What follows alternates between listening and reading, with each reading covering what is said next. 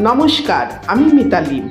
স্বরাষ্ট্রমন্ত্রী অমিত শাহের সফরের পর দিলীপ ঘোষ সক্রিয় হলেও নতুন রাজ্য কমিটিতে তার নাম না থাকা নিয়ে রাজনৈতিক মহলে শোরগোল শুরু হয়েছে।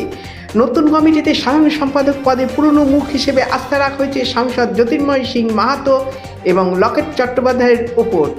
এই পদে নতুন সংযোজন বিষ্ণুপুরের সাংসদ সৌমিত্র খাঁ, জলপাইগুড়ির বাপি গোস্বামী এবং ফরওয়ার্ড ব্লক থেকে আসা শশী অগ্নিহোত্রী।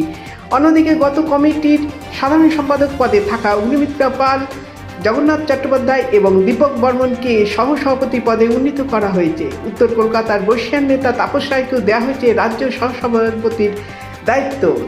দিলীপ ঘোষের পাশাপাশি এই ৩৫ জনের তালিকায় নাম নেই শুভেন্দু অধিকারী ও সুকান্ত মজুমদারের। তবে নিয়ম অনুযায়ী বিরোধী দলনেতা ও কেন্দ্রীয় মন্ত্রীরা পদাধিকার বলে রাজ্য কমিটির গুরুত্বপূর্ণ অংশ হলেও দিলীপ ঘোষের মতন প্রাক্তন সভাপতির নাম না থাকা তার অনুগামীদের মধ্যে হতাশা তৈরি করেছে। নমস্কার।